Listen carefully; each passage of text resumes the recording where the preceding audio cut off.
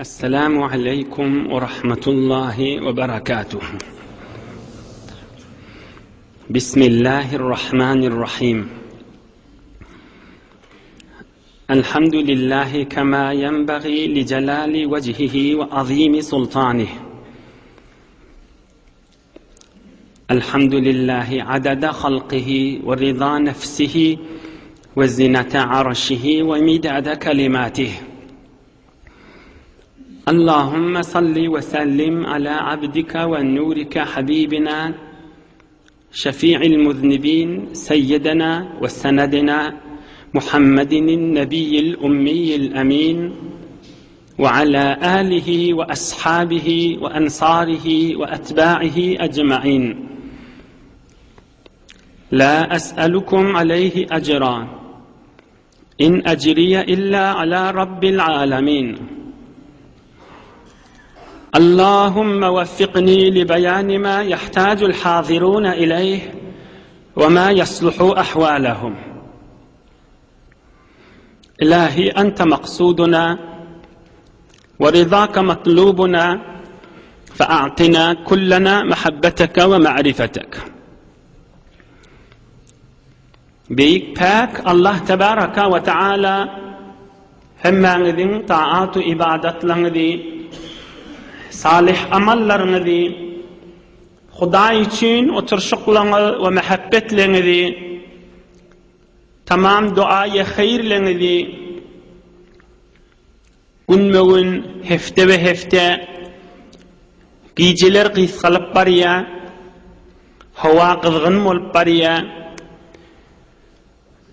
Hudayın rızayeti, Resulullah'ın yaşayışı, gözümüzün nuri rahmeten lil alemin Muhammed Resulullah'ın şirin yaşayışlarından, mübarek derslerinden, periştelerin şirket ediyen meclisi deyip de gelip şirket etmek elbette olağan nığmat nasip ettiğidir. Nığmat diyerleri baka kadrın milk bolyanır. Nığmat diyerler üstünden sallanıp duqa kadrın bilmesizlik olağan mahrumluktur. Fırsat diyerleri, nığmat diyerleri şugullem görün, yazın günü adam mesela çöle çıkıp oturuşakta olsa oğlunun şoğu bilen, dost yarı bilen şugullem bolsa da yeni bir aydan, 2 aydan o kayrağa şeyin çıkıp oturup bolormayın, bolmaz. Yerde ot da yok, yine 3 aydan, 1 aydan, 2 aydan ya otursan da yüzüne kızgın yel vurup yüzünü yakar. Belli boliye her zadın vakti var olmalı. Her zadı özünün fırsatını, vakti baka kadrını bilip boliyen olmalı. Vakti geçenden sonra ahvakın peydası yoktur. Onun bir fırsatlar, bir meclisler, Resulullah'ın yaşayışı ağzılıp duqa, bir insan keyif edip, diri adamın bu ölüğün ruhu şart bolup, lezzet alıp oturmak, olağan nimettir. Düğünne bollu bir meclisin ya daşınne bollu ona fark etmer, nisip etmeye gerektir. Nığmatın kadrını bilseniz otursanız, nığmatın kadrını bilmedik öyle hor olur. Hulasa, geceler gün kıyskalıp var ya, öylerlerine yarım saat, 1 saat istirahat edip kaydı vermeli.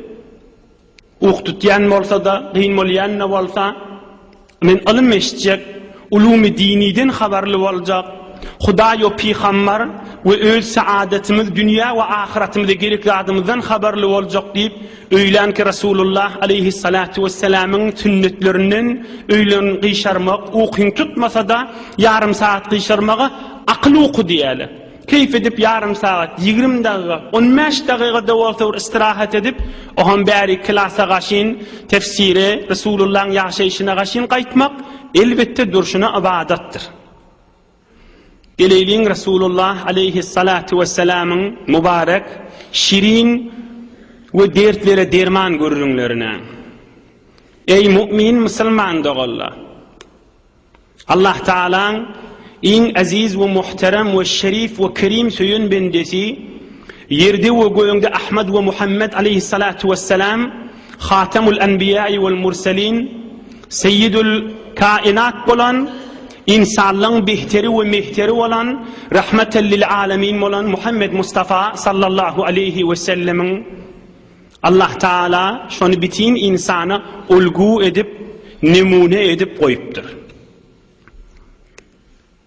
Resulullah'ın gülür yüzünü görün, daimen gülür yüzlüymüştük. Qahar yutiyalligini görün, pesperligini, ödünü kiçi tutup, sahabalarının arasında saylanmancık gülüşüp oturuyalligini görün. İçerisine daşarın qaharını dökmeyalligini görün. Ve içerin qaharını daşarık dökmeyalligini görün. Bitin insanlara mehabbetini görün. Hatta Ebu Leheb yanak üstüne kummuyup duran adamları da gülür yüz bilen savuk duruşunu görün. Nezafatını, arastalığını görün. Dehret ve kusul öğretiyalligini görün. İnsanın içini daşını arastalıyallığını görün. Peygamber deyip halkın sadakasını, zekatını uyuşuruya deyip de özünü ulukan apartman salmağını, dünyanı ep berip, dünya buluşmanı geçip gitişini görün. İnsanları heyranı koyup, özünün müdiriyeti ve akli ve hidayeti ve şucaati bilen, bitin kafir ve musulmanı heyranı koyan, ol buzurkvarın zindigi namasını görün. Cediden musulman bolayan adamdan, qıyıs-qıcık, näme sebepli musulman boluşunu görün. Dünya boyunca ulukan ya xanende, ya ruznamenegar, ya yazıcı, ya öktü yazmanı ve keplemeni ulukan sokan gula musulman boluşunu nämeň üstüne düğünü okuydan görün. Köpsi Muhammed Resulullah'ın şucaati ve Muhammed Resulullah aleyhissalatu vesselam'ın qavi mudiriyeti ve ilmi ve ma'rifeti ve şu zamanlı düşümsüz insanları özünün risaleti yeten yerini bitin insanları bir kelimen eteğini tamam adamları la ilahe illallah'ın eteğini ağzı birlikte saklayışı kan adamın musulman bulmağına sebep boluşunu bir gör.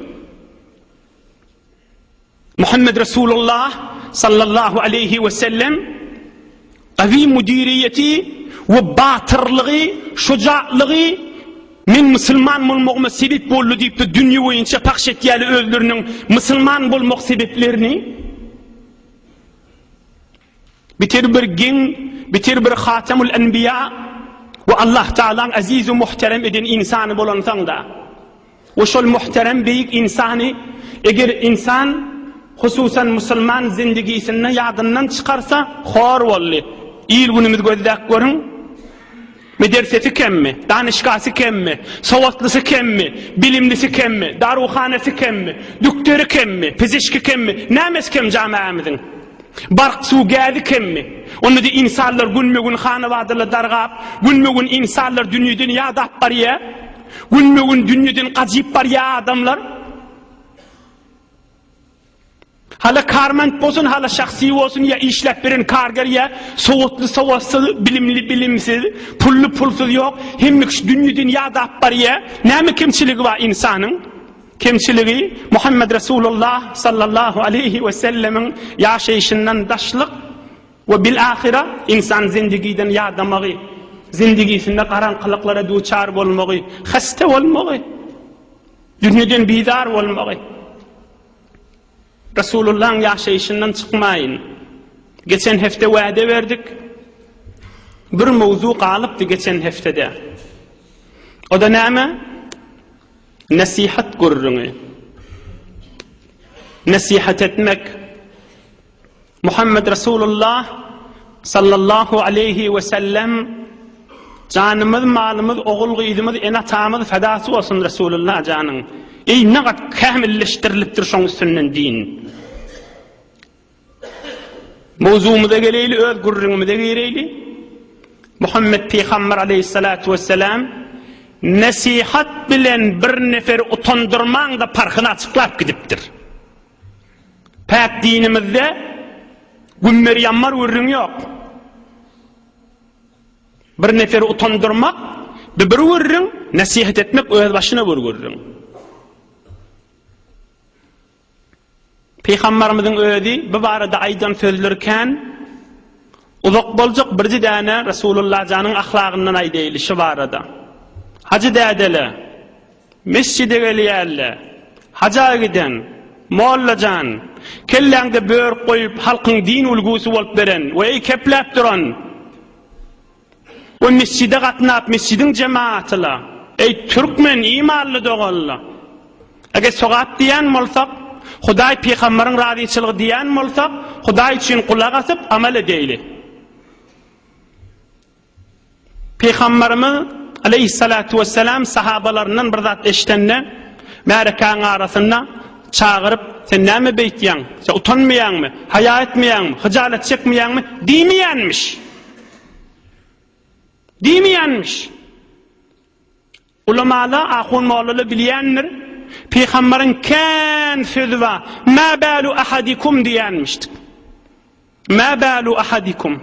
Beter kän şu peýgamberiň sözünde. Yani näme? Yani işi. Sahabalarından bir gurrun eşitdi.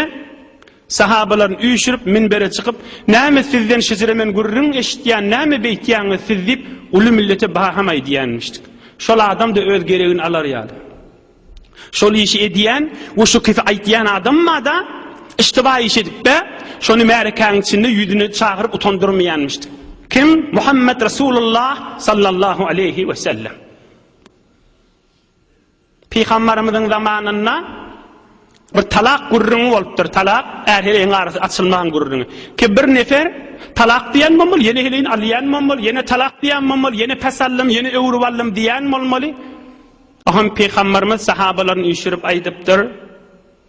Ma balu ahadikum yal'abu bi hududillahi azza wa jalla yaqulu qad talaqtu qad raja'tu qad talaqtu qad raja'tu kaza fi sahih ibn Hibban. Näme men eşitýän sizden nipdir Resulullah jan. Qur'any maskhar edip, Hudaýyň goýan hatdyny maskhar edip, talak Allah'ın bir goýan hatdynyň biri, onu oyun tutunup, men talak berdim, ay ýüzünden pesallam, ay men talak berdim, ay men pesallam diýip näme beýdi diýipdir. Hudaýyň dinini maskhar etmäň diýipdir. Hatta şol adamy da märekaň arasynda çağırıp, sen utanmaýanmy, haya etmeýänmi, hyjalat çekmeýänmi diýip öýde aýtmaýanmış. Başka kişi utandıracak bolsa ejazə bermeýänmişdik. Biz geçen hafta gurrun mirazy bolly, musulman doganyňa gowyny irade edmeli, musulman doganyňa nasihat etmeli, yo men nasihat etýän diýip de bir nefer utandyrmaýly. Bir neferi utandyrmaýly. Hudaý üçin iltimas edýän hacı dädelerden, Hudaý üçin iltimas edýän olaqan türkmen agalardan, hususan owalardaky mescitlerde, şähriň içindäki mescitlerde. Göreýliň men bir misal kamyly bolsun, gurrun kamyly bolsun. Geçen haftada wa'da berdim, 2 gurrun aýdyp tamam edip ohum Resulullah'ın ýaşaýyşyna girdi. Qila li ba'di salaf atuhibbu an yukhbiraka ahadun bi'uyubik? Faqala in kana yuridu an yubihani fala. Kaza fi risalati ibn Rajab al-Hanbali. Hazreti İmam-ı Azam Ebu Hanife ýany şuňyr alim adama aýdylypdyr. Sana bir nefer aýbyňa aýtsa begenersiňmi, begennersiňmi diýipdirler.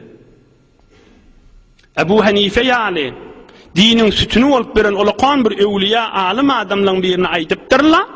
Sana bir nefer aýbyň aýdyp dursa begenersiňmi diýipdirler. Ol näme jogap beripdir? Halk on kefini kulak asyp berildigini bilýär-da. In kana yuridu ayyubihani fala. Halkyň arasynda men utandyrjak bolup aýtýan bolsa, şoň nesihati gerekkä maňa diýipdir. Aňragyna saklasyn bilýän zadyny diýipdir.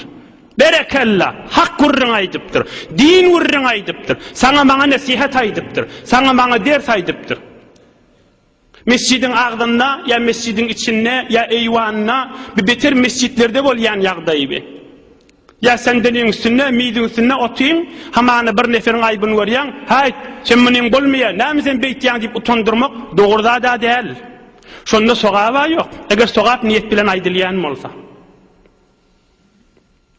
Ay özüň bilýän, men sana nasihat diýip aýtýan, sen edersiň, etmeden etmersiň. Sogaba ýok şu gurrunda. Şu nasihatda sogaba ýok. Hudaýyň rizaýaty, peýgamberiň dinamyny söýmeýär. Näme etmeli? Baryp ýanjagyna ýanyndakyları da belletmeliler, fursatyny ýedinne gezmeli. Bir howlukmançyk bir wagt köklemeli, şoňa ogrynça sataşdyň. Sen namazda şu işler edýän, ýa sen sepde şu işler edýän, ýa sen öýüňde ýa daşarda bir şu ýagdaýlary edýän, şonu etmesen gowy boljak, onu ahully şey diýe, mollly şey diýe, kitapda şey diýe, oham o bar oturanda da ýanynda oturallyň ýanynda da ýene de agzama. Men onu aýtdym o molla, o sofa aýtdym men, ol börekli mesjide geliplerine aýtdym men, näme etdim men dip olaň arasyny da aýtmany da ejady ýok. Fakat Huda için nasihat diýen bolsaň, şoň ýola gelmegini isteýän bolsaň, özüň Hudaýyň oşo ýanky adamyň arasynda galsyn. O da fakat şoňa ýüregiň ýanyp. İmam Azam Ebu Hanife ýaly adam aýdypdyrlar, saňa bir zat aýdylsan, aýbyň aýsala näjire görýän? Aýbyň aýdylsa gowdatda, men utandyrjak bolýan bolsa, aňyrrakda saklasyn diýipdir. Aýtyp bermesin maňa nasihatçy diýipdir. Aýtjak bolsa maňa halwatda aýtsyn diýipdir. Berekellah, hak gurrun diýerler şoňa. İkilenci gurrunde Rawa ibn Asakir, ey mümin Müslüman, hususan Türkmen dogalla. Huda için şunu öyle bir nasihat. Huda için eşittiriliğin işini. Beterde yen aydin molla, börkli, sofi, hacdade, mescide gatnap berildi. Anna unasan şaribul khamra. فكتب عمر الفاروق رضي الله عنه إلى أبي عبيدة رضي الله عنه أن يجلدهم وكان الناس عيروهم فاستحيوا ولزموا بيوتهم فكتب الفاروق رضي الله عنه إلى الناس لا تعيروا أحدا فيفشوا البلاء فيكم كذا في رسالة ابن رجب الحنبلي. Hazreti Ömer'in zamanında bir yurtta bir neçe jawan oglanlar araq içipdirle başlan. Allah Taala haram eden araqyny içipdirle. O şu yurdun hakimi ki Hazreti Ebu Ubeyde demişdik, Hazreti Ömer'in namı yazıptır. Kan jawan oglanlar we men näme deýinipdir. Hazreti Ömer namı yazıptır. Ayyajlidahum şolan hemmesini şallaq wurdypdir. Aham bulara şallaq wurlypdyr. وكان الناس ayyaruhum. Soňram adamlar ol araq içip şallaq wurlallary, mollasi ya sofisi ya şu mescide gatnap bereni ya beýliksi utandyrypdyr şol adamlar. O siz şeýtdiňiz.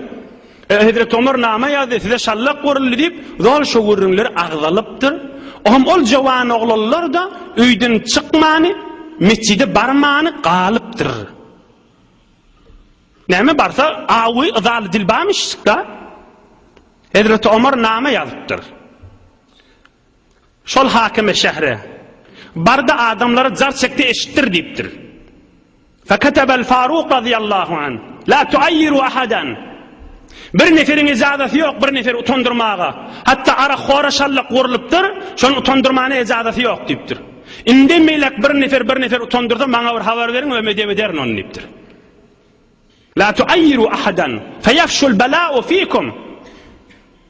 Utandyrman diýipdir. Utandyrsaň öz maňryňdan çykypdy özüňde bir şerzürek bir teleke fasyk bolama diýipdir. Deňürüp alyňa gelemasyn diýipdir. We birde Hudaý afet iýeramasyn diýdigi. Din gurrunşy. Hakykat diniň nasihat açyk ýol bilen aýdýan ak ýolşy. Biz gurrun keseyli geçen hafta wadamışydy. Nasihat etmek diýdigi, ýüregiň ýakyp aýtmak diýdigi. Oň ýoly aýdasyn gelýän bolsa, sogap niýetiň bar bolsa, utandyrman aýtmaly. Ýeke öýdüne aýtmaly. Hudaý üçin aýtmaly. Oňa men oňa aýtdym onu diýipde, gelip ýoldaşlaryň ýanyna, jemaatyň ýanyna da aýtmaly däl. Şo garşyna galsyn etmeli. Öz din gurrun, dünýä gurrun bolsa, tarafy utandyrmaga ejadamy da ýokdur. Hudaý üçin sogat diýen bolsa, ahiratym diýen bolsa, Hudaýyň rizaýaty diýen bolsa, eneş açyk gurrun dinimizde. Enna gelelin Rasulullah aleyhissalatu vesselam insanlaryň iň batyry bolan, şujai we dinine gaýratly bolan Muhammed Rasulullah aleyhissalatu vesselamyň ýene bir Ulaqan padşahlaryň dünýä boýunça bir qadimi terin keşwerleň biri, qadimi terin memleketleň biri, o da kim? Haýsy Mesir. Mesrike Hazreti Adam'ın deslapqı. Hazreti Adam ala nebina aleyhissalatu vesselam şoň oğlanyň şoňuň da şu taýda ýaşap başlan ýeri. Mesrike soňralaryna Firavuniň ýaşan ýeri. Firavuniň hemmämiz bilýär, Ramses Firavuniň ulkan hukumet etip ýaşan ýerleri. Mesrike bir gapdaly derýaýy Sorx we bir gapdaly derýaýy Sefit, bir gapdaly Mediterana, bir gapdaly ulkan Kulzum derýasy we ortasyndan Nil su aqwaty, ýagny beter bir ýaşyllyk, baglar köp, hasylhyz ýer. Miwoli, bagly, ekrançylyk kan bolýan ýer. Mesrike içinde ýaşap bilen adamlary hoş geçirmeklik bilen ma'ruf millet. Padşahlary we adamlary hoş geçirmeklik bilen ma'ruf millet. Yer ýurtlarda ekin-tikinne beter bir gowy yer. Fiha 4000 matna ve 4000 hammam ve 400 malhal lil muluk. كذا في حسن المحاضرة في تاريخ مصر والقاهرة. Şu wagtda Peygamberin zamanında Mısır'da 4000 tane ulkan apartman varmış. 4000 hammam umumisi varmış. 400 tane de ulkan tefrigah, bir gülşülyen, hoş geçirilyen yerli varmış. 400 tefrigahı, tenezzuhgah, havan açılmağı var, ulkan caylar salınan yermiştik. Muhammed Resulullah sallallahu aleyhi ve sellem insanların batıri Hazreti Hatip diyen 41 yaşındaki cevallığın bişirip geçiren 41. yaşı yeten sahabasına namanı yazıp muhur basıp Hazreti Hatip radıyallahu anh Mesre gaşini guratya. فَلَمَّا اِنْتَهَا إِلَى الْإِسْكَنْدَرِيَّةِ وَجَدَ الْمُقَوْقِسَ فِي مَجْلِسِهِ يُشْرِفُ عَلَى الْبَحْرِ فَرَكِبَ الْبَحْرَ. İskenderiye varıptır. Mediterranan, deryayı Mediterranan, Ak deryan düýbündäki bir benderi şäherliň biri, bir sahili şäherliň biri, Muqawqis, Mesriň padşasy şonnamışdyk. Gow hawaly ýerde oham baryp görse Muqawqis, Mesriň padşasy deryan üstüne awant duran bir apartmanyň üstündemiş. Etegi boş, üstü deryan üstüne awant duran, deryan ýel üstünde beýik ýerde padşady şoň üstünde eýwanyna köşkünde oturanmış. Bir awadan ajibi suratynda bir bejerilen sahtmanmışdy. Oham deryan minip Muqawqisa gaşyn ograpdyr. Belli mahul deryan içinde eskele ýaladip ewrak süýşürilen bir geň atmışdyk. Oham deňesine barıp Hazreti Hatip 41 ýaşynda Resulullah aleyhissalatu vesselam'ın şagirdi, qalbi imandan doli we ol Muqawqisyň şowkatine gözün tikmeýän, oň sahtmanyny gözün tikmeýän, oň padşalygyny gözün tikmeýän, ýüregi imandan doli barp aýtjak gürrüňleri baryň Hatipdan çyrym. Ey mümin musulman, bir üçdäne tükany bar, bir kiçik owaň hanynyň ýanyna barp gürrüňleri ikimiz aýdyp bilersizmi? Bir kiçik owajoň 20 owaň hanynyň ýanyna barp keplep bolarmy? O da panqyryp güp berip aňyrsyn bakıp oturan bolsa. Meger Hazreti Hatip peýgambermi? Hazreti Hatip peýgambermi? Peýgamber dälki Resulullah'ın şagirdi ýöne. Ashab-ı kiramlaň biri. Bir mümin musulman adammışdy.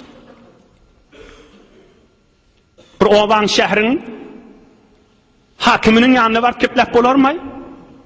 Ulkan sahtmanlaryny göz tikmäni, döwrüňdäki nigahwallary, darballary we saklap bölelleri göz tikmäni, günje barp 200 barp aýtjak gurrüňini aýtmaly naman täbil berip iman mahabi bendelerde imanny işte gör Muqawqis bilen oklaşanyny gör. Muqawqis padşa bolup kepleye, Hazreti Hatip da Medine-i Münewwereden ugran 41 ýaşyndaky sahaba Muqawqisa tikelep berýän jogabyny gözdi. Aham barypdyr. Ol beýik köşkünde eýwanyna oturanmış. Aýdýan görüňüm, Dünya boyunca tarihi kitaplarda Husnul Muhadara Misri ulamalarının birinin yazanı Celaleddin Suyuti'nin yazan kitabında Husnul Muhadara fi Tarihi Misri vel Kahire diyen kitapta daqiqan şu gördüğünler var. Aham Muqawqis işaret etiptir, getir namanı deyiptir. Düşündürüptir da Hazreti Hatip bir namı var, amanat da elinde diyor. Aham yanındaki okuyan ne deyiptir, okuydu bir namanı. Açıptır, okuyuptırlar. Bismillahirrahmanirrahim. Min Muhammed Abdillahi ve Rasulih sallallahu aleyhi ve sellem. İlal Muqawqis azimil qibti. Selamun ala men ittaba'al huda. فإني أدعوك بدعاية الإسلام أسلم تسلم وأسلم يؤتك الله تعالى أجرك مرتين فإن توليت فإن عليك اسم أهل القبط يا أهل الكتاب تعالوا إلى كلمة سواء بيننا وبينكم ألا نعبد إلا الله ولا نشرك به شيئا ولا يتخذ بعضنا بعضا أربابا من دون الله فإن تولوا فقولوا اشهدوا بأننا مسلمون. Beyik Rahman Rahim Allah Teala'nın adı bile. İyi verilen kitap ve nama Muhammed Aleyhissalatu vesselam Allah'ın bendesi ve Resulünden Misrin adamlarının ulusu olan Muqawqis'a qarşı iyi verilen nama. Ak yoldaki insanların hemmesine men taraftan salam olsun deyiptir Resulullah can. Ey Muqawqis, ey Misrin padişahı, seni İslam çağqılığına çağırıyan, yani kelime-i şehadata çağırıyan. Ey Muqawqis, Müslüman mol, gönönörsün, dünya ahiretin abat bolur. Ey Muqawqis, Müslüman mol, Allah Teala sana iki esse, du beraber iki esse sogap verir. Hem öz sogabın, hem kan milletin Müslüman olmağına sogap sebep bolursun. Fe in tevelleyte fe inne aleyke isme ehlil qibti. Ey Muqawqis, emma padşahlığın elini giderim qadip korkup da kafir olsan ulu milletin günahı sen boynuna bolur ha deyiptir. Muqawqis da Mesihi da. Ey Mesihiler ve Yahudiler, meger Allah bir diýmeýäňizmi? Menne Allah bir diýen şoňa gelin deyiptir. Allah'dan başka halal ve haram ediyen bilmeýliň deyiptir. Allah'ın aptalından yine bir Allah'a şerik koymaýliň. Bir büyük Allah diýýäňizmi? Gelin ortağa deyiptir. Eger yine de iýdiňize öwürlip de ak ýoly gelmeseňiz, bile musulmandyr diýip nama tamam boldy. Muqawqis keplemany durupdyr. Hatip jogap bermäni durupdyr. Berekallah. Allah razı olsun o bendelerden. Aham Muqawqis bir neçe sorak jogapdan soňra aýdypdyr. Şoň obasy kowmy musulman boldymy diýip, ýani Mekkäň adamlar. Hatip radıyallahu anh jogap beripdir. Ýok. Obaň adamlary, Mekkäň adamlary onu çykardylar. Muqawqis aýdypdyr: "Fema lahu lam yad'u ala qawmihi hina akhrajuhu min baladihi ila gayriha." Hak peýgamber bolýan bolsa, näme diýip doga edip, şol obaň adamlaryny helak etmedi diýipdir. Çıkararlarına çıkıp uğra verdi Medine'ye karşı iniptir. Hazreti Hatip kepleptir. Fe İsa ibn Meryem teşhedü ennehu Resulullah. Ey Muqawqis padişah, Hazreti İsa'nın hak peygamberliğini bilýän mi deyipdir. Onun ýanynipdir o da. فما له حين أخذه قومه فأرادوه أن يصلبوه إلا أن يكون دعا عليهم بأن يهلكهم الله تعالى. Hazreti İsa'nın daraşşak bolup Yahudiyle qowlanny näme diýip şolary beddua etmedi diýipdir. Näme diýip şoly helak bolsun diýip beddua etmän asmana gaşy uçup gitdi diýipdir. Şolary helak bolsun diýip Hazreti İsa dua etdimi bedduany? Etmedi diýipdir Muqawqis. Muhammed Resulullah da beddua etmedi diýipdir. İýdinden kepläpdir Hatip, ikilenji kefi. Ay bir gurrun aýdypdyr, ay bir gurrun aýdypdyr. Muqawqis dursun ikimide ders. Oham aýdypdyr, ey Misrin padişahı diýipdir. İnnehu kana qablaka raculun yaz'umu ennehu ar-rabbul a'la. Ey Muqawqis diýipdir. Bilýänmi diýipdir? Senden 2000 ýyl önce Misrin bir Firavun Ramsis diýen padişahı bardy diýipdir. Özüni Hudaýmy qadyp, gark bolup, bıgıdyp, boğulup suwun içinde helak bolup gitýärdiň o düşýän şu padişah diýipdir. Berekallah hat. Kadim Misir'in bir padişahı geçti, men Huday deyip beren. Halkı ödüne secde ettirip geçen, sen yerinde oturan bir padişah geçti. Bilýän şol adamın geçenini, Firavun Ramses'i dowwum diýen insan nipdir. Bir kiliter su içip, boğulup dünýeden helak bolup gitmedimi dipdir. Peygamberimiz aýdýar-da, "Wal gariqu şehidun." Suda gark bolup ölen adam musulman bolsa şehitdir diye. Firavun'a şehit dip bolarmy? Bolarmy? Bolmady hiç wagtda. Nejis adamdan şahadat boljakmy? Ola kafir bolup geçipdir. "Wal gariqu şehidun." Rawahu İbn Majah ve Abu Davud. Peygamberimiz aýdypdyr, suda gark bolup bir adam ölse, derýada ya suda gark bolsa şehitdir dipdir Peygamberimiz. Firavun'a şu derece barmy? Derece. Şodur şuna Kur'an-ı Kerim'de var. Ölenin ruhu cehenneme gitti diye. Oham Hazreti Hatip aýdypdyr, "Ey Muqawqis." On tikice kefini öde. Senin önçak bir zaman şu yurdun padişahı geçti, ödünü Huday diýip aýtýardy. Huday onu tuttu helak boldy, o cehenneme gitti. Bilýän gam şonu dipdir. İkilenci tiki aydan kefi. Fa'tabir bi gayrika ve la ya'tabir gayruka bika. Ey Muqawqis, sen şolardan ders al. Halk senden ders almasın dipdir. Senin soňra da gurrüňleri bolar ha dipdir. Senin soňra da gurrüňleri bolar ha dipdir. Berwaş 1400 ýyl soňra türkmeniň içinde gurrüň bolupdy. Muqawqis kafir bolup dünýeden geçdi. Ey Muqawqis, senin soňra da bir zamanlar bolup Muqawqis kafir bolup geçdi dip senden ders almasalar, sen Firavundan ders al ha dipdir. Son insanyň ulaqan bir aklynyň gurrüňi Luqman Hekim ýaly adamda näme diýär? Adab azki amuhti. Näme diýipdir? Az bi adaban diýipdir. Edep we alym kimden aldyň? Alymsyz bi edep adamlardan aldym. Helak bolup dargap, hiç puç bolan insanlardan ders aldym. Biz de şolardan ders almaly. Biz de elbette şolardan ders almaly. İnşallah işte dersin içine girersin. Hulasa Hazreti Hatip aýdypdyr, senden önçak bir padişah geçdi haştada diýipdir. We sen şolardan ders al, başga senden ders almasın diýipdir. Üçüncü jogaby Hatibin. Nad'uka ila dinil İslam el-kafi bihi Allahu Teala faqad ma siwahu. Ey Muqawqis, biz seni Allah'ın dinine, İslam dinine çağırýas. İslam dinine girsen başka dinin niyazyň ýok bolar diýipdir. Yani kamilleşdirilen, kamil ve mükemmel bolan dinin içine girersin diýipdir. İnne hâzen nebiyye sallallahu aleyhi ve sellem da'an nâse. Şimdi Muhammed Peygamber insanları Allah'a çağırdı. Obası düşman boldy. Yahudiler düşman boldy. Bir meşi Muhammed Peygamber aleyhissalatu vesselam'a yakirrak adamlar Mesihiler boldy. Ey Muqawqis, meger siz Yahudilere aýtmaýaňyzmy, gelin Mesihi bolun diýmeýaňyzmy? Diýäsipdir. O bildi şonay diýär, ey Mesihiler gelin musulman bolun diýip diýäsipdir. Ey Muqawqis, meger Tewratda Musa Peygamber aýtmardymy, menden soňram İsa Peygamber geljek diýip aýdardy diýipdir. Meger İsa Peygamber aýtmadymy, menden soňram Ahmet Muhammed geljek diýip aýdardy diýipdir. Şol Peygamber daşy diýipdir. Ey Muqawqis, bilýänmi diýipdir, her zamanna Peygamber dörese, şol adamlar şoň ummatydyr, we şoň wezifesidir ýygyny düşmek we ente mimmen adraka hâzan nebiyye. Ey Muqawqis, ahir zaman Peygamberiň ikimiz de şoň zamanyna ha diýipdir. Wezifemiz we musulman bolmaly diýipdir. Muqawqis kepläpdir. Ente hakimun jaa min indi hakimin. Sen beter bir hekim adam, belli bir akıllı, ılımlı adamın yanından gelýän bolmaly diýipdir. Ente hakimun jaa min indi hakimin. Sen bir beter hakim, ılımlı, hikmetli kepleýän diýipdir.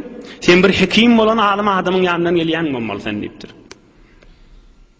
Ve inni qad nazartu fi amri hâzâ an-nebiyyi fewajadtuhu la ya'muru bimazhudin fihi.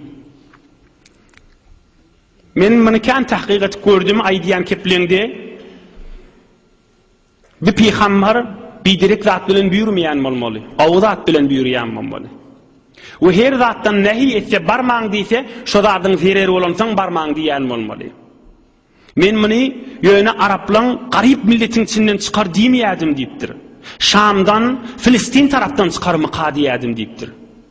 Görsem sizin Medine, Mekke-i Mukarreme, Araplan heýure garyp milletin içinden çykypdyr diýipdir. Wal qibt la tutawi'uni fi ittibahi. Men musulman bolanym bilen bilýän diýipdir, kawmym men ýerime düşjek däl diýipdir. Ondan çyrym men häzir pikir etip göreýin diýipdir, özüm musulman boljak däl diýipdir. Nauzu billah. Wa ana azunnu bi mulki. Padşahlygym elden beresim gelmeýär diýipdir. Ýöne bir nama ýerberjek diýipdir. Aham Muqawqis da nama ýazypdyr. Bismillahirrahmanirrahim. لمحمد بن عبد الله من المقوقس عظيم القبطي سلام عليك أما بعد فقد قرأت كتابك وفهمت ما ذكرت فيه وما تدعو إليه وقد علمت أن نبيا بقي وكنت أظن أن يخرج بالشام وقد أكرمت رسولك وبعثت إليك بجاريتين لهما مكان في القبط عظيم وأهديت إليك بغلة لتركبها والسلام عليك. Allah'ın adı bile padşahlığın içinde en hormatly keplek musulman bolmadyk Muqawqis, Misrin padşahı. Muhammed ibn Abdullah'a aleyhissalatu vesselam Muqawqis'tan selamu aleyke. Sen namaňy okuydum, näme diýjek bolýanyny düşündim we bildim. Men bilýärdim bir peýgamber çykjagyny, ýöne sizin ýurduňyzdan çykar diýmeýärdim. Häzirçe sen iýberen adamyň heýure silandyryn. Oşoň ýanyň iki däne garnak, iki gyýl oglan Misirde heýure abraýly şerif ýerden iýberendirin. Biri Hazreti Enemir Maria we biri şoň aýallygyny Şirin. Heýure ýöne kimdigi belli däl iki gyýl iýberema. Misirde heýure hormatly abraýly ýerden iki gyýl iýberdim. We saňa bir ak katyrda iýberdim. Şony minten gowy boljak. Wassalamu aleyk diýipdir. Hulasa Hazreti Hatip bir neçe ýanyňky ýoldaşlary bilen Muqawqis'in iýberen adamlary bilen Resulullah sallallahu aleyhi ve sellem mübarek huzuryna gelip Hazreti Hatip bolan ýagdaýlary aýdýar. Peýgamberimiz aýdýar: "Zannal habisu bi mulki we la baqa li mulki." Nejis adam padşahlygyny elden bermejek bolup kafir bolup dünýeden geçjek. Padşahlygynyň da dewamy ýok, özünden soňram basymlykda İslamiýetde bar ýakşatak diýipdir. Peýgamberimizden şu namadan 13-14 ýyl soňra Hazreti Ömer radıyallahu anh'ın hilafet wagtynda Misir İslamyň perçemine tegine girýärdi. Emma ol iki qırnak, iki qyýdyn gördüňi. Qala lahuma Rasulullah sallallahu aleyhi ve sellem Peýgamberimiz ikisine aýdypdyr. Bir neçe diniň gürrüňlerini düşündirip siz musulman bolun diýipdir. Enemiz Maria basymlykdan eşhedü en la ilaha illallah ve eşhedü enne Muhammeden abduhu ve rasuluh diýipdir. On Rasulullah sallallahu aleyhi ve selleme şonu intihab edip bitin musulmanlygyň enesi bolýar we peýgamberimiz şol Maria enemizden İbrahimjan niftor ogully bolýar. We o birinna bir neçe sagat soňra musulman bolýar. Şirin ýan aýallygyny. Onda sahabalaryň birine berýär Rasulullah sallallahu aleyhi ve sellem. Inha Misrin padşahsa hemmedadi bilýän nipde emma mülkümden çykyp biljek däl, padşahlygyndan çykyp biljek däl nipde bir de ol Heraklius Urupan padşahy ýaly jogap berip berdi. Birimi edip raýat etdi emma musulman bolmady. Ola Nejaşi geçen hefte geçti. Afrikan padşahy, mustaqil padşahy. O da padşah, bir de padşah. Nejaşi de padşah, Muqawqis de padşah. Emma ol tahtından etek düşüp Resulullah'ın namasyny yüzüne çekip yerde oturup musulman boldy. Näme derece tapdy? 7 kat asmany uçdy. Bimen padşahlygyny ellemek biljek dälip kafir bolup geçdi. Näme boldy? Zelil boldy. Mahdum bolu sözlügün sen her babdan bu dünýä tutturmak çüýrükdir düýpden ne mahdum bolýan. Her kim biziň ders almaly zatymyz. Bu dünýä tutturmak çüýrükdir düýpden. Bir dağa çyrmaşyp barýakan, bir defa çyrmaşyp barýakan, dağdan ýokary çykyp barýakan, bir tiken, bir ot elini ýylsa gowul ýa-da şondan ýapyşyp çykmaga, şonu otdan tutanda, tikenden ýapşanda, tikeniň düýbi derru of gaýsan ajra bolýa, seni aldyrat ýa titret ýa. Mahdumyň nişan şoňa misal edip aýdypdyr. Dünýä tutup dünýä dayanma diýipdir. Düýbi çüýrükdir diýipdir. Şeýle ýapşysaň basym elini ofurlyk gaýdar diýipdir. Qaym kokly zat däldir muňa dayanar ýalypdyr. Bir qaym kokly ýannak ýaly ot bolýar, ýapşaňda ýapşan ýaly bolýaňda, Mahdumulişan ikimizin gözümüzde kökürüp tasvire çekip aydıptır. Bu dünya tutturmaz çüyrüktür deyiptin. Öyle deyip çüyrüktür deyiptir. Yavşsan ofurlik qaydar deyiptir. Seni aldıradar, qayadan açırar, defiden açırar, dağdan açırar. Helak bolarsın deyiptir. Eğer insan özünün avadallığına dayansa helak bolar. Özünün medrekine dayansa helak bolar. Özünün malına dayansa helak bolar. Özünün bilimine dayansa, dövrünek doğan arınlaşına dayansa helak bolar. Özünün imanına dayansa dünya ahiret avat bulur. Yine görünüp duran olakan gördümler. Eğer huşmendi be ma'na garay, kim ma'na be manat ne suret zecay. Hazreti Sa'di aydiye. Eğer huşmendi be ma'na garay, akıl huşun mam hava, savadun mam beter ba savadatım, bilimin mam beter, asri ilim, asri kompüter, asri faza oluptur, asri teknoloji oluptur, beter qavi. Eğer huşmendi be ma'na garay, imanına gayim bol. Ki ma'na be manat ne suret zecay.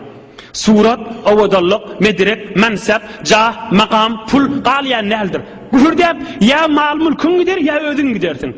Ama iman dünyanda yoldaştır, kabrında yoldaştır, kıyametinde yoldaştır, cennette de yoldaştır. Başka da yoldaş olup bileyim, hiç olamaz. Eğer huşmendi be ma'na garay, ki ma'na be manat ne suret zecay. Bir 2-3 dakika yine bir ders ay değil, tamamı değil. 2-3 dakika ders, yürüyten cavan dostlardan çireyim. Ey cavan dost, ey Türkmen dost. Hazreti Hatip peygamber mi? Yok, peygamber değil. Bir Müslüman, bir ümmet-i İslami, ümmet-i Muhammed'in biri. Muhammed peygamber aleyhissalatu vesselam ayağı bilen piyada Mesir'e varıp Mukavkis'e name verttir mi? Bir hakikat görürler şila. Yok. Resulullah'dan Medine-i Münevvere demiştik, sahabasının birinin iyi vertir, o da zahmet çekip dağ dere deryaları geçirip varıptır. Yani dine ve Resulullah'a kömekçimiştik. İkimiz ne iş edeceğiz? İkimiz de gayrat değil bireme. On edip Mukavkis'in önüne, ol padişahı ol kiplavati. Hatip yıkıcıydı, arkada Allah. Arkada Allah Teala. Edip cevap verip şunu öde, ey Mukavkis. Ders al önkülür denip, onu basıp duruşunu öde, hak gurrun diyanın haybatı vardır. Peygamberime de ediptir. Kulil hakka, o inkâne murran, keda fil mişkat. Hak kep ağzıda olsa ayet deyiptir. Bağdardamın, tükennemın, danışkandamın, frutkadamın, utubussamın, okuyup veren yerindemin, ya bir başka işindemin, ya iskada doğumu, ya her bir yerde, namazın mı? Qaimdir. Edebin mi? Qaimdir. Hicabın mı? Qaimdir. Bir neferden süreyim, ya bir tanış, ya biliş, öhöyler deyip dağda imanını iyi kaptala koymak, katı bir havrayçılıktır. Öhöylecek bolsan, sen onu öhöylemeli. Yönü öhöylemeye yan geçti vururun. Müslüman, pasık adamı öhöylemeye icazası yok. Pasık adam necire Müslümanı öhöyleyecek bolya, utandıracak bolya. İmanımıza qaim olaydı, dinimize arka olaydı. Hatip peygamber değil. Bar Mısır'a gidip Resulullah kömekçi olup da peygamberimiz Medine'de galiya, ama o kömekçinin huvezde. Necire bil necire kömekçi olaydı. Haram ekber. Hudayın qaharını getiriyan da sav kenara, zın qatızdın, utarsın, anırra okla, kudretun madır. Olur şondan sonra ekber bilmersin, cavan vaktinde kudretun madır. Zın de bilirsin, ekber de bilirsin, kalbine Kur'an okla bilirsin. Olur ondan sonra bolması qiyindir ya bolmaz. Kazanmam al, edebinmam qaimdir. İçeriğin edebine qaim ol. Olun şonu terbiyet bir şiyak deyler. Ödünde mescide katnayan mı? Gülür yüzlü ol. Kur'an'a katnayan mı? Gülür yüzlü ol. İçeriğini de düşündür. Ehli dünya adamsını düşündür. Dine katnayan adam efsurde bolmayarlığını. Efsurde adam, dünya adamsını düşündürün. Muhammed peygamber din adamsı. Mıdam gülür yüzlüymüştük. Mescide katnap veren, Kur'an'a katnap veren, ya din klaslarına, sirat, tefsir klaslara katnayan adam tutugaqim bila. Bila hoş qaqim deydirməyilin. Gülür yüz bilen, mehabbet bilen, hoş ahlak bilen. Dünya adamsını düşündürüylin ki efsurde yıkılıp batan kursatıp aram bakşini kurslon daruxanan içinden gözleyen din adamsı değil. Dünya ehliğini düşündürüylin. Bir adam Kur'an okuyup, mescide gatnap, din ve Muhammed Resulullah diyen adam mıdam yürek şat ve nişat tadığını düşündürüylüğün. Ödümden ahlakımız bilen, gülür yüzümüz bilen, füziketimiz bilen, şuna diyeli dini arka olmak, şuna diyeli dini kömekçi olmak, şuna diyeli Muhammed Peygamber'e kömekçi olmak ve dini kömek etip veren adamlara dilin menen Allah kuvvet ver, malın menen Allah kuvvet ver. Nüfuzun menen Allah kuvvet ver. Gülür yüzün menen Allah kuvvet ver. Barıp ders alıp da Allah kuvvet ver. Kur'an-ı Kerim'in menen ulûm-i dini öğrenmek bilen. İnşallah hak Huday Teala'nın ve hak Peygamber'in ve ak yol dini İslam'ın aydiyan akça gürrünlerinden Allah Teala iman, abruy, şerafetten ayırmasın inşallah. Huday Teala kalplarınızı ve öylüğünüzü nur-i imandan dolu etsin inşallah. İlbun vatanımıza dua eder, ötülümüze de dua edip ruhlarını şad eder. Bir alham üç kul huvallahu okuyuverin.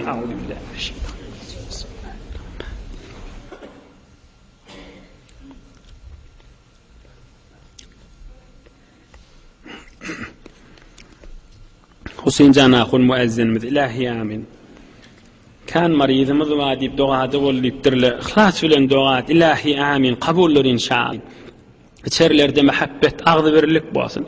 İlahi amin. Kalplarda iman yalfıllasın. Dine kömekçi ve arka olsun. İlahi amin. Kabullar inşallah. Amin ya ilahel alemin. Amin ya mucib. İlahi amin. İlahi amin. Rahmetke ya erhamer rahimin. Maşallah. Barakallah. Dostluğunuzu yadınızdan çıkarmayın. Selam.